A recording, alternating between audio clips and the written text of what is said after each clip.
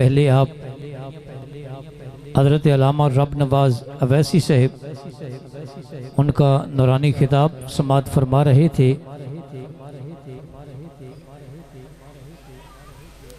जनाब मुफ्ती मोहम्मद मुहिबुल्लाह नूरी साहब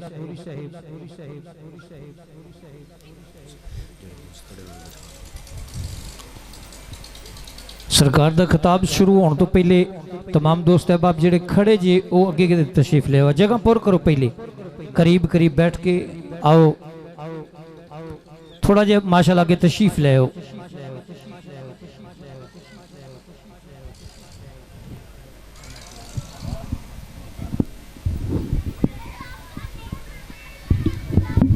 साहबजादा पीर सैयद शमसुद्दीन साहिब अल्लाह पाक सैयद मुराद अली शाह साहिब आप सरकार दी उम्र दराज फरमाए और उन्हों दा साया साढ़े सारे सिरां दे उत्ते कायम दायम फरमाए कि बेचैन जिसे अपने मन का चैन कहते हैं, मैं खसूसी तौर पर सादात कराम और हुफाज कराम और अहले ज़र्फ लोगों की नज़र अपने लिखे कलाम का थोड़ा जहा हिस्सा पेश करांगा। अल्लाह मैनू होर सोहना लिखण दी तौफीक अता फरमाए कि बेचैन जिसे अपने मन का चैन कहते हैं, बेचैन जिसे अपने मन का चैन कहते हैं, अरे ज़हरा की निगाहों का नूर ऐन कहते हैं। बेचैन जिसे अपने मन का चैन कहते हैं, अरे ज़हरा की निगाहों का नूर ऐन कहते हैं। और सर कटाए राहे हक से जो ना मुड़े खावल, हमारे अकीदे में उसे सखी हुसैन कहते हैं। अरे बेचैन जिसे अपने मन का चैन कहते हैं, ज़हरा की निगाहों का नूरे ऐन कहते हैं। और सर कटाए पर राहे हक से जो ना मुड़े कावल, हमारे अकीदे में उसे सखी हुसैन कहते हैं। हमारे अकीदे में उसे सखी हुसैन कहते हैं। आइए जनाब मुफ्ती मोहम्मद मुहिबुल्लाह नूरी साहब आपके सामने नूरानी खिताब पेश फरमाएंगे। बाकी सना खान जो हैं वो बाद में तशरीफ लाए हैं, वो बाद में अपनी हाजिरी पेश फरमाएंगे। अदब के साथ, अकीदत के साथ एक मर्तबा नारा बुलंद कीजिए, नारा तकबीर। अल्लाह एक है, वाहदाहु ला शरीक है। हाथों को बुलंद करके फिर बोलिए नारा तकबीर, नारा तकबीर, नाराए रिसालत, नाराए रिसालत, नाराए हैदरी, नाराए गौसिया, नाराए तहकीक, नाराए हैदरी।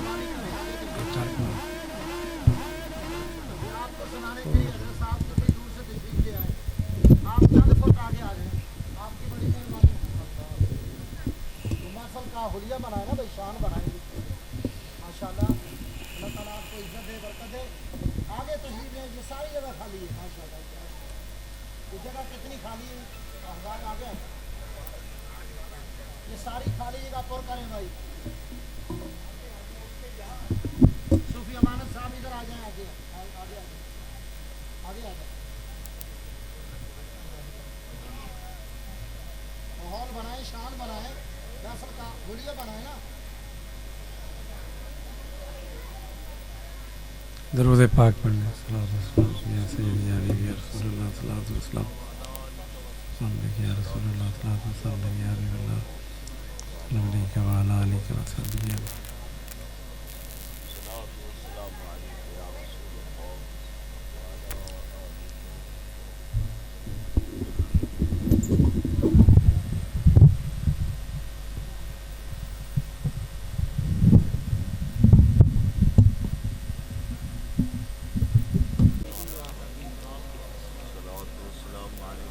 नहमदहु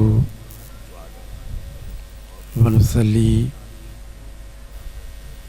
व नुसल्लिमु अला रसूलिहिन नबिय्यिल करीमिर रऊफिर रहीम। अम्मा बाद औज़ु बिल्लाहि मिनश शैतानिर रजीम। बिस्मिल्लाहिर रहमानिर रहीम।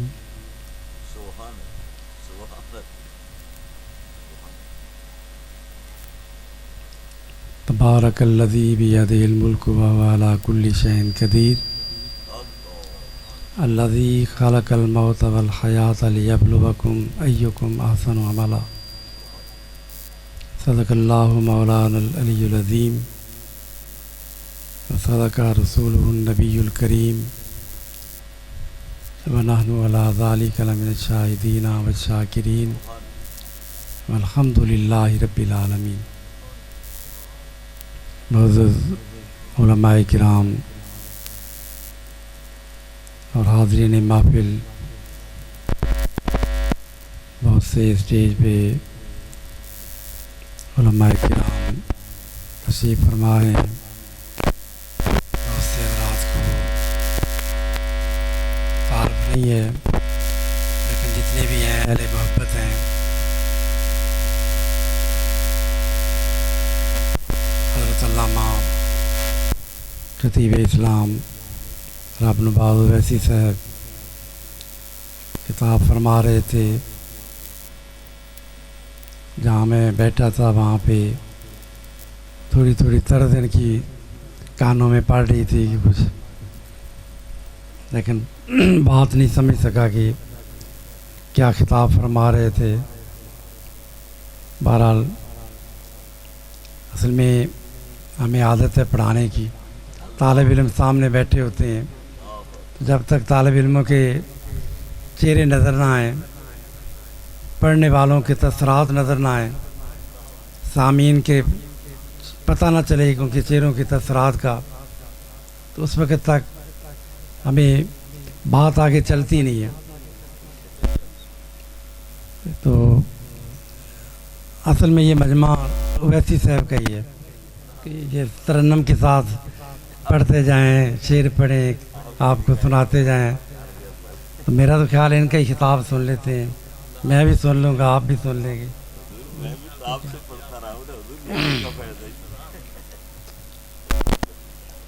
क्योंकि जो माहौल होता है ना सुनने का, वो शायद मेरी कुछ गुफ्तगू, वैसे भी मैं आमतौर पे चूँकि उर्दू में ही गुफ्तगू करता हूँ, कोशिश करूँगा कि थोड़ी सी आपकी कोई बात समझ में आपके आ जाए या समझा सकूँ मैं कोई।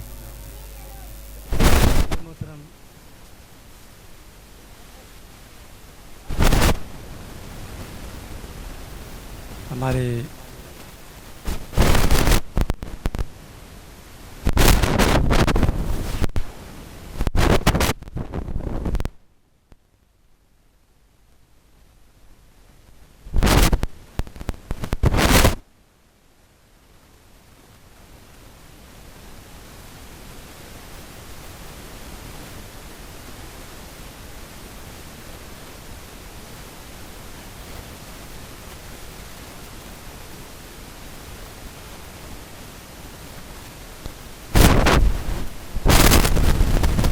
बुलंदी पर पहुँचे तो अल्लाह ताला ने जवानी के अंदर ही अपने पास बुला लिया। ये अल्लाह की रिज़ा है। इन्ना लिल्लाहि व इन्ना इलैहि राजिऊन। यहाँ पे उनके वालिद गिरामी हज़रत अल्लामा मौलाना प्रोफेसर मोहम्मद नूरुल हक साहब नूरी ज़ीदा मजदू और उनके भाईजान अज़ीज़ कारी मोहम्मद असरारुल हक साहब नूरी रहमतुल्लाह ताला अलैह के अज़ीज़ वकार भी यहाँ पे तशरीफ़ फरमा हैं। हमारा यहाँ पे आना, इसका पहला और बुनियादी मकसद जो है वो ये है कि हम ईसाल सवाब का एहतमाम जो किया गया है। पुराना ज़माना जब था, जब हमारे बचपन का दौर था, तो उस वक़्त हमें तो उस वक़्त इतना ही पता था कि इजाज़ मुक़द्दस जो लोग जाते थे हज के लिए, तो उनसे राब्ते का ज़रिया क्या होता था। उस दौर के अंदर एक ही तरीक़ा था राब्ते का, और वो था ख़त। ख़त लिखे जाते थे। आज के तो बच्चों को ये ख़त का वो दौर ही ख़त्म हो गया। बुज़ुर्गों के ज़माने में पुराने मकतूबात का दौर होता था। आप देखें कि हज़रत मुजद्दिद अल-फ़िसानी रहमतुल्लाह अलैह के मकतूबात, हज़रत मिर्ज़ा मज़हर जाने जाना की मकतूबात, अताए रसूल हज़रत शेख अब्दुल हक मुहद्दिस देहलवी रहमतुल्लाह अलैह के मकातीब। तो ये एक अदब था मकातीब का, ख़तों का। उस दौर में ख़त एक ज़रिया था। फिर वो लेटर बॉक्स में डाल देते थे, फिर किस्मत, किसी को ख़त मिले ना मिले, बहुत दफ़ा महीने लग जाते थे, हाजी वापस आ जाते और ख़त जो है वही पहुँचता ही नहीं था। फिर दौर तरक्की का आया। उस दौर में फिर टेलीफोन का सिस्टम बन गया। वहाँ पे जगह जगह काबीना बनी हुई थी, जहाँ पे लाइनें लगी हुई थी टेलीफोन बूथों की, और हाजी साहबान जो है वहाँ पे उनसे रब्ता हो जाता था, वो घर अपने बात कर लेते थे। फिर और तरक्की का दौर आया, मोबाइल ईजाद हो गए। आज पूरी दुनिया के अंदर आप मिनटों और सेकंडों के अंदर पूरी दुनिया के साथ रब्ता कर सकते हैं। किसी को कोई चीज़ भेजनी हो, पुराने ज़माने में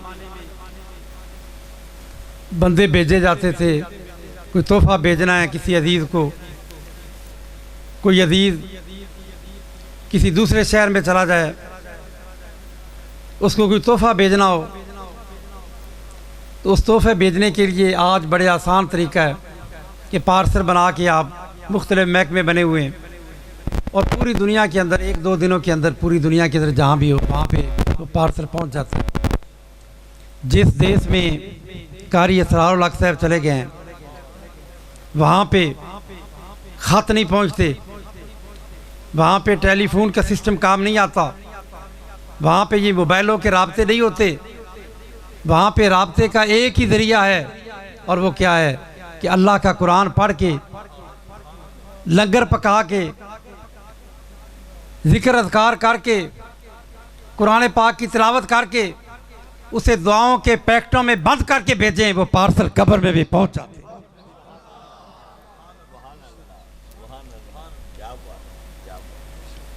ये राब्ते का ज़रिया है। इन महफिल का बुनियादी मकसद ये होता है कि फ़कत एक रस्म पूरी करना नहीं होता, बल्कि इसमें ईसाल सवाब का जो इत्माम होता है, सबसे पहला ये होता है कि मरने वाले को, दुनिया से जाने वाले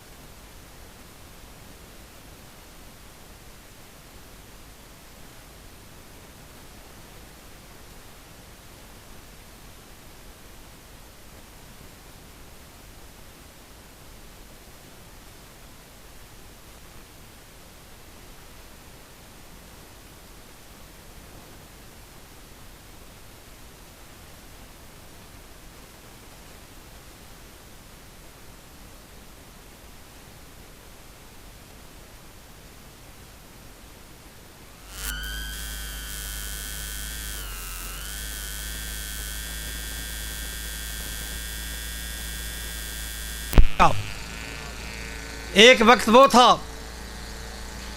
जब मिस्र का बाजार था और बाजार मिस्र में बोली लग रही थी। आपको वहाँ पे एक शख्स ने ख़रीदा था, ख़रीद के वो अपने घर ले गया, जो वक़्त का बादशाह था। अजीज़ मिस्र ने ख़रीदा। फिर जब आप जवानी की उम्र को पहुँचे तो उसकी बीवी जो थी वो आपका फरेफ्ता हो गई। उसने तरह तरह के फरेब और आपको अपनी तरफ मायल करने की कोशिश की, और अल्लाह रब्बुल इज़्ज़त ने किस तरीके से अपने बंदे हज़रत यूसुफ़ अलैहिस्सलाम को इन शैतानी मकरों से महफूज रखा कि इसने जाल फैलाए, कमरे बंद कर लिए, ताले लगा दिए। हुस्न का शाहकार सामने यूसुफ़ अलैहिस्सलाम को दावते गुनाह दी जा रही है, लेकिन यूसुफ़ अलैहिस्सलाम अल्लाह की तरफ नज़र करते, मौला आज तू ना बचाए तो कौन बचाएगा। यूसुफ़ अलैहिस्सलाम देख रहे थे कि कुंडे लग गए हैं, ताले लगे हुए हैं, दरवाजे बंद हैं, लेकिन यूसुफ़ अलैहिस्सलाम वहाँ से दौड़े। पता था कि कमरा बंद है, लेकिन कहा मौला जो मेरा काम है वो मैं करता हूँ, ताले खोलना तेरा काम है। आप उठे, ताले टूटते गए, दरवाजे खुलते गए। यहाँ से आगे बात चलने से पहले एक लम्हा फ़िक्रिया, एक दावत फ़िक्र आपको देना चाहता हूँ। आज लोग कहते हैं कि गुनाहों से बचना बड़ा मुश्किल है। मैं कहता हूँ दोस्तों, सारी हर तरफ से गुनाह की दावत दी जा रही हो, हर तरफ बुराई हो, हर तरफ से आपको शैतानी मकर जो है वो आपको घेरना चाहे, लेकिन बंदा अपनी पूरी कोशिश करे, या अल्लाह जो मेरा काम था वो मैंने किया, आगे नताज तेरे दिन।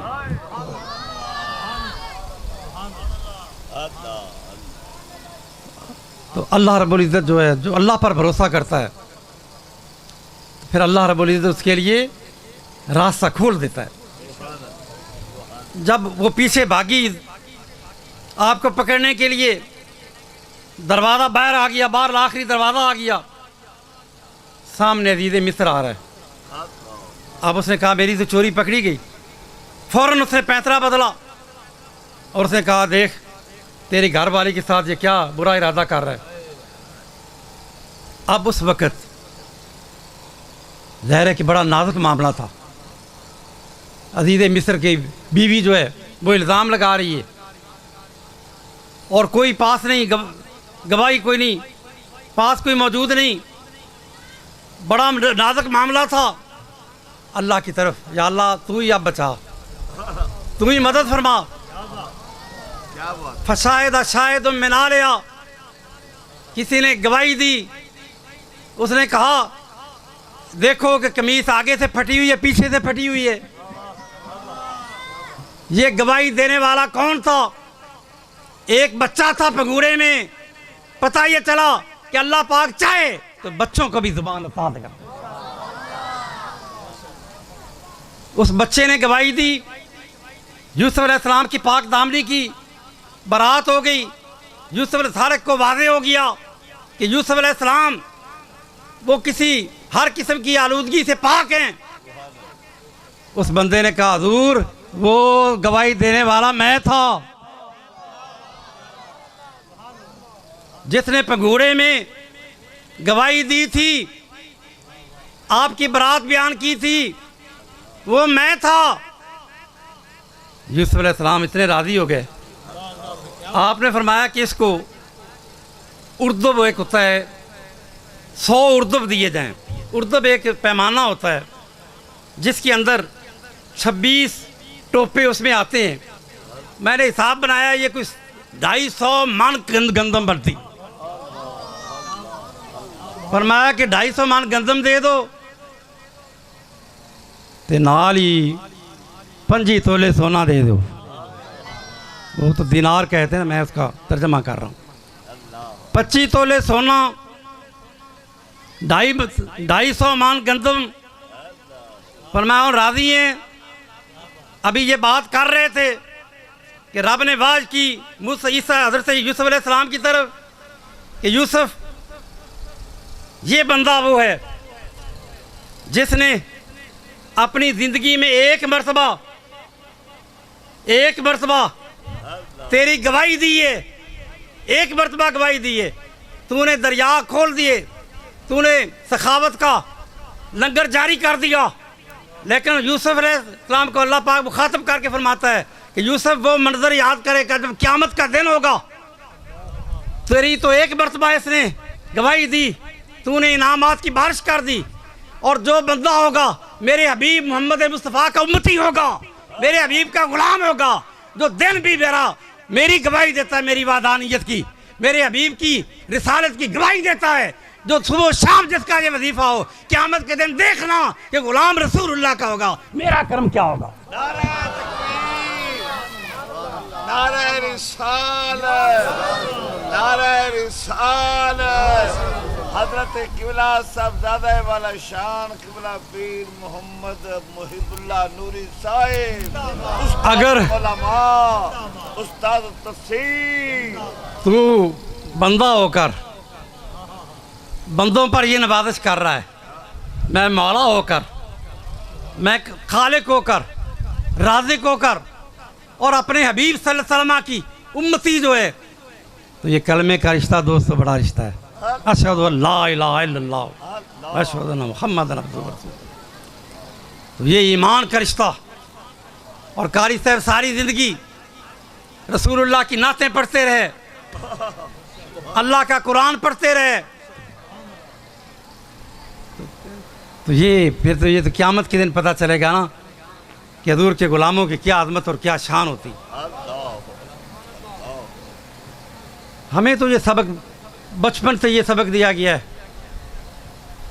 हमें तो हमारी तो घुट्टी में रसूलुल्लाह सल्लल्लाहु अलैहि वसल्लम की मोहब्बत और अज़मत को, और हमारे लिए आले बैत अतहार का जो तरीक़ा है वो हमारी निगाहों के सामने है। जब बच्चा पैदा होता है, क्या बात, क्या बात। बच्चा पैदा होता है, वो एक बच्चे थे हज़रत इमाम हुसैन रज़ी अल्लाह ताला अन्हु, उससे पहले आपके बड़े भाई हज़रत हसन पैदा हुए। हुज़ूर अलैहिस्सलातु वस्सलाम अपनी साहबजादी के घर तशरीफ़ ले जाते हैं, बच्चे को उठाकर पेश किया गया। हुज़ूर ने दाएं कान में अज़ान कही, बाएं कान में तकबीर कही। ये सुन्नत बन गई कि जो बच्चा भी पैदा हो मुसलमानों के घर, उसके कान में अज़ान भी कह दें, तकबीर भी कह दें। अब तकबीरें हम कहते हैं, अज़ानें हम कहते हैं, फिक्र गैरों को पड़ जाती है कि मुसलमान करते क्या हैं। इधर बच्चा पैदा होता है, इधर उसके कानों में कुछ पढ़ना शुरू कर देते हैं। तहकीकाती कमेटी बैठी, माहिरीन नफ्सियात बैठे, मुद्दतों तहकीक के बाद इस नतीजे पर पहुँचे, जब बच्चा पैदा हो पहली आवाज़ जो बच्चे के कान में जाती है, मरते दम तक उसका असर निकलता नहीं। अल्लाह, क्या बात। उस्तादुल उलमा, उस्तादुल हदीस। हम अजान और तकबीर कहकर आने वाले बच्चे को हजूर की सुन्नत भी पूरी करते हैं। हसनैन करीमैन की उस तरीके को जारी रखा हुआ है, लेकिन साथ ही साथ इसमें एक पैगाम भी होता है, इसमें एक मैसेज होता है कि आने वाले बच्चे, तू आम बच्चा नहीं है, तू रसूलुल्लाह का गुलाम बच्चा। अल्लाह अकबर, अल्लाह अकबर कह के, अशहदु अल्ला इलाहा इल्लल्लाह कह के, अशहदु अन्ना मुहम्मद रसूलुल्लाह कह के उसके कानों में निदा की जाती है। यही वजह है कि बंदा जितना गुनाहगार क्यों ना हो, कभी नमाज पढ़ी या नहीं पढ़ी, लेकिन जब नामूस रिसालत का मसला आता है, नाम मुस्तफ़ा का मसला आता है, वो कट भरने के लिए तैयार होता है। क्यों? इसलिए कि उसकी घुट्टी में ये शामिल है।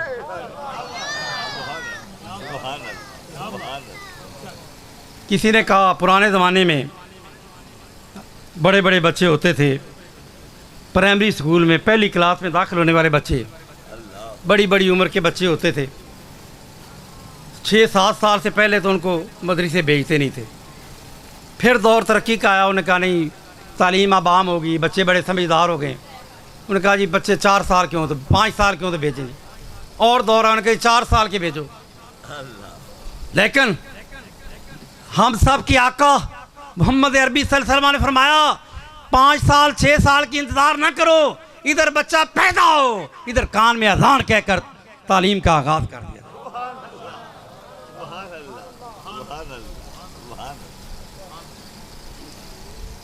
बच्चा पैदा हुआ, बंदा आ गया, उसने कहा जी उवैसी साहब के पास आ गया, बाबा जी आए हैं, अल्लाह ने बच्चा दिया है, ज़रा गुट्टी भी दे दें, अजान भी पढ़ दें। उवैसी साहब गए, इन्होंने बच्चे के उठाया, कान में अजान कही, तकबीर कही, तकबीर कहने के बाद, अजान कहने के बाद ये जाने लगे। तो एक छोटा सा बच्चा था, मासूम सा बच्चा, छोटा सा। उसने कहा बाबा जी किधर जा रहे हैं? उन्होंने कहा बेटा मैं अजान देने आया था, अजान दे ली, अब मैं वापस जा रहा हूँ। तो बड़े भोल पान से कहने लगा, उन्होंने कहा बाबा जी हम मस्जिद में जब जाते हैं तो वहाँ तो अजान और तकबीर के बाद आप जमात कराते हैं, वहाँ तो आप नमाज पढ़ाते हैं, आपने यहाँ अजान भी कह दी, तकबीर भी कह दी और नमाज के बगैर जा रहे हैं। उन्होंने कहा बेटा कोई वक्त आया तो इसका जवाब तुझे दूंगा।